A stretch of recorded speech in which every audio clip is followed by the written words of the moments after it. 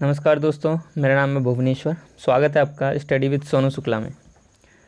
कैसे हैं आप लोग? आशा करता हूँ आप लोग ठीक होंगे। दोस्तों, आज से हम आधुनिक इतिहास के बारे में पढ़ेंगे। आधुनिक इतिहास पे जो जो क्वेश्चन आए हुए हैं एसएससी में, वो मैं यहाँ पर लाया हूँ और वो मैं आपको सॉल्व कराता हूँ। तो दोस्तों, जो क्वेश्चन आए हुए हैं उसमें पहला क्वेश्चन है, बक्सर का युद्ध कब हुआ? बक्सर का युद्ध 1764 में हुआ। अगर हम प्लासी के युद्ध की बात करते हैं तो 1757 में हुआ था। हल्दी घाटी का युद्ध 1576 में। दोस्तों, किसने सर्वप्रथम भारत के साथ व्यापार संबंध स्थापित किए? तो दोस्तों, आपको पता है जो पहले पुर्तगाली वास्को डिगामा थे, 1498 में आए थे और उनका जो स्वागत है वो जमोरिन नाम के राजा ने किया था। तो आगे चलते हैं। भारत की तरफ आने वाले समुद्री मार्ग की खोज किसने की? दोस्तों, हम जानते हैं वास्को डिगामा ने, जो कि केप ऑफ गुड होप, जो कि अफ्रीका के पास है, वहाँ से ये वास्को डिगामा आए थे। वांडीवास के युद्ध में इंग्लिश सेना ने किसे हराया? तो वांडीवास के युद्ध में इंग्लिश सेना ने फ्रांसीसियों को हराया था। फ्रेंच ईस्ट इंडिया कंपनी ने पांडिचेरी को किससे प्राप्त किया? बीजापुर के सुल्तान से। नील, मसाला, मलमल, सूती वस्त्र में से सर्वप्रथम किस वस्तु ने यूरोपियों को भारतीय कारोबार के लिए प्रोत्साहित किया? तो देखिए, जो सबसे पहले पुर्तगाली यहाँ पर जो आए थे, उन्होंने जो व्यापार किया वो मसाला का व्यापार था। तो मसाले जो थे उन्होंने ही यूरोपीय कंपनियों को यहाँ पर कारोबार करने के लिए प्रोत्साहित किया था। किस निर्णायक युद्ध ने अंग्रेजों के भारत में प्रभुत्व को संस्थापित कर दिया था? तो दोस्तों, जैसे कि आप जानते हैं, बक्सर का युद्ध हुआ, जो कि शुजाउद्दौला, शाह आलम द्वितीय और मीर कासिम एक साथ होकर उन्होंने रॉबर्ट क्लाइव के साथ लड़ा था, जिसमें रॉबर्ट क्लाइव की जीत हुई थी। और 1757 में जो ये तीनों लोग थे वो ये युद्ध हार गए थे। किसने बक्सर की लड़ाई में अंग्रेजी सेना का नेतृत्व है वो हेक्टर मुनरो ने किया था। और सॉरी, बक्सर का युद्ध में यहाँ पर रॉबर्ट क्लाइव नहीं, यहाँ पर वेंसीटाट थे। प्लासी का जो युद्ध था उसमें रॉबर्ट क्लाइव थे। किस वर्ष अंग्रेजी ईस्ट इंडिया कंपनी भारत में पहली बार उपस्थित हुई थी? 1608 ईस्वी में। अपने शासन के दौरान अंग्रेज किसानों को पंजाब में क्या उगाने के लिए मजबूर करते रहे? तो दोस्तों, गेहूं उगाने के लिए किसानों को पंजाब में मजबूर किया गया। फ्रांसीसियों ने सूरत में अपना पहला कारखाना और मसूलीपट्टनम में दूसरा कारखाना स्थापित किया था। श्रीलंका में डच और पुर्तगाली उपनिवेशकों को वंशज को क्या कहा जाता है? तो बुर्गेर कहते हैं। देखिए, एक ब्लू वाटर पॉलिसी होती है, वो फ्रांसिस्को डी अल्मीडा ने शुरू की थी। यही क्वेश्चन आए थे 2016 में। अब थोड़े प्रीवियस ईयर के क्वेश्चन और नए जो क्वेश्चन आए हैं उनके बारे में हम पढ़ते हैं। अंग्रेजों द्वारा कलकत्ता में निर्मित दुर्ग का नाम क्या था? तो इसका नाम फोर्ट विलियम था। दोस्तों, फोर्ट विलियम के बारे में हम जानते हैं, ये बर्दवान जिले के एक जमींदार जो थे शोभा सिंह, उनके विद्रोह के कारण अंग्रेजों को 1696 ईस्वी में अपनी नई कोठी की किलेबंदी की अनुमति मिल गई। बंगाल के सूबेदार जो थे अजीम उस शान, उन्होंने 1698 ईस्वी में अंग्रेज के सूतानाती, कालिकता और गोविंदपुर नामक 3 गांवों की जमादारी प्रदान की, जिसके बदले में इन्हें गांव के मालिकों को 1200 रुपये देने पड़े। इंग्लैंड के सम्राट के सम्मान में उक्त किलेबंद व्यावसायिक प्रतिष्ठान का नाम फिर फोर्ट विलियम रख दिया गया, जो सर चार्ल्स आयर थे इसके पहले प्रेसिडेंट बने थे। निम्न में से कौन सा भारत आने वाला पहले अंग्रेजी जहाज है? दोस्तों, ये क्वेश्चन पूछा जाता है। जो रेड ड्रैगन नाम का जहाज था वो पहला अंग्रेजी जहाज था। देखिए, कैप्टन हॉकिंस जो थे वो जहांगीर के शासनकाल में एक बार आए थे। तो जब उनको, देखिए, सबसे पहले आए थे हॉकिंस, आए थे, उनको अनुमति नहीं मिली थी, मामूली अनुमति मिली थी मतलब। फिर उसके बाद सर टॉमस रो आए, उनको अनुमति मिली थी। सूरत के बंदरगाह पर आकर रुका था ये जो इनका रेड ड्रैगन जहाज है। हॉकिंस ही वह प्रथम अंग्रेजी व्यक्ति थे जिसने समुद्री मार्ग से भारत की भूमि पर कदम रखा था।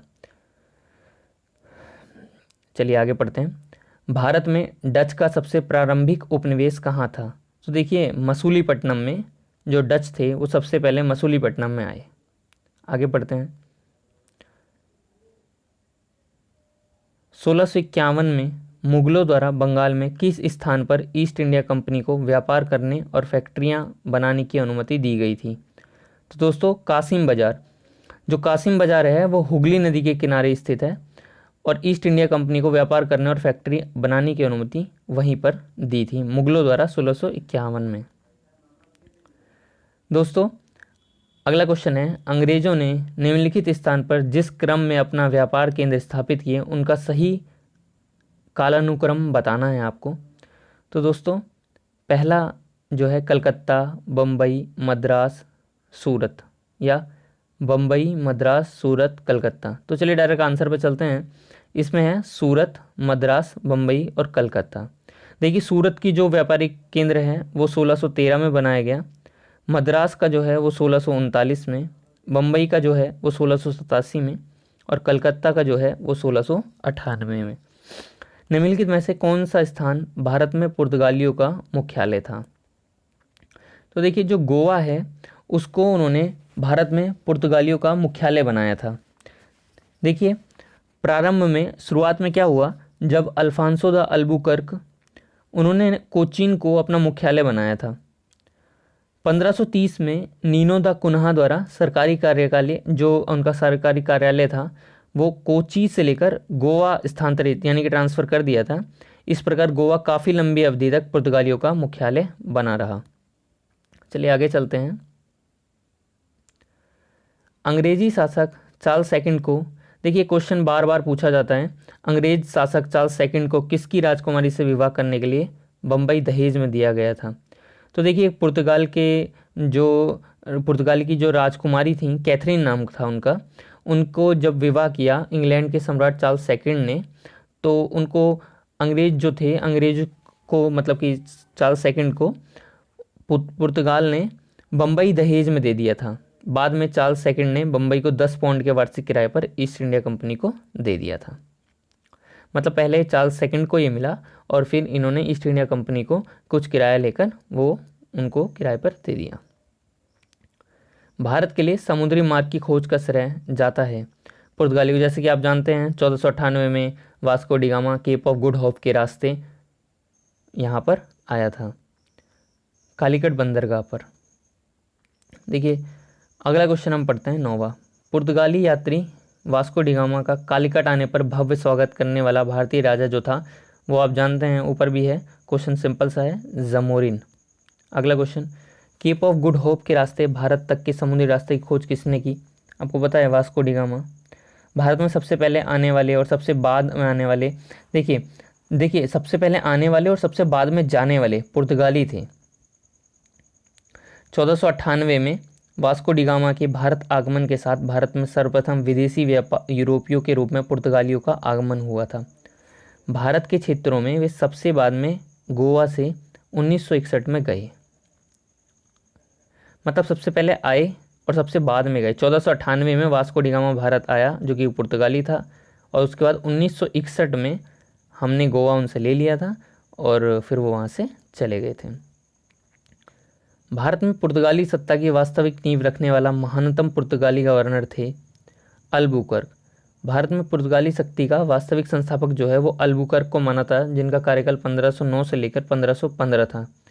इसने भारत में एक प्रादेशिक शक्ति के रूप में पुर्तगाली राज्य की स्थापना की और 1510 में गोवा जीता। ये क्वेश्चन आया हुआ है कि गोवा कब जीता गया? 1510 में पुर्तगालियों ने गोवा जीत लिया था।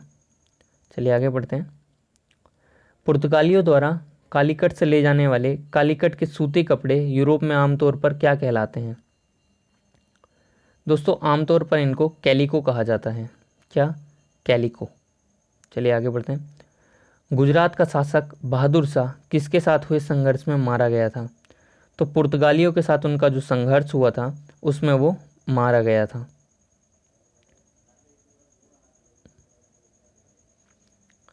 अपने शासन के दौरान अंग्रेज किसानों को आसाम में क्या उगाना चाहते थे? वो चाय उगाने के लिए। आपको पता है आसाम फेमस है चाय के लिए, तो चाय उगाने के लिए वो मजबूर करते थे। चलिए आगे पढ़ते हैं। अपने शासन के दौरान अंग्रेज किसानों को मद्रास में, देखिए असम में चाय उगाने के लिए, मद्रास में चावल उगाने के लिए वो बोलते थे, मजबूर करते थे। देखिए कुछ क्वेश्चन और देख लेते हैं। प्लासी की जंग के बाद सिराजुद्दौला को मार दिया गया और मीर जाफ़र को नवाब बनाया गया था। दोस्तों आप जानते हैं प्लासी की जंग जो हुई थी 1757 में हुई थी। किस सिख गुरु ने खालसा की शुरुआत की? तो गुरु गोविंद सिंह ने करी थी। लॉर्ड क्लाइव ने सिराजुद्दौला को किस युद्ध में हराया था? प्लासी के युद्ध में। जैसे कि आप जानते हैं प्लासी के 1757 में हुआ था और इसमें लॉर्ड क्लाइव के सामने सिराजुद्दौला था, जिसमें सिराजुद्दौला की हार हो गई थी और लॉर्ड क्लाइव से जीत गया था। टीपू सुल्तान को मैसूर का शेर भी कहा जाता है। प्लासी का युद्ध 1757 ईस्वी में हुआ। महाराजा रणजीत सिंह के राज्य की राजधानी, देखिए इनकी दो राजधानियाँ थी, महाराजा रणजीत, एक अमृतसर और एक लाहौर। महाराजा रणजीत सिंह के राज्य की राजधानी अभी इस वक्त लाहौर थी, एक सांस्कृतिक थी राजधानी। दोस्तों आगे हम कल के दिन सॉल्व करेंगे। बाकी बेस्ट ऑफ लक।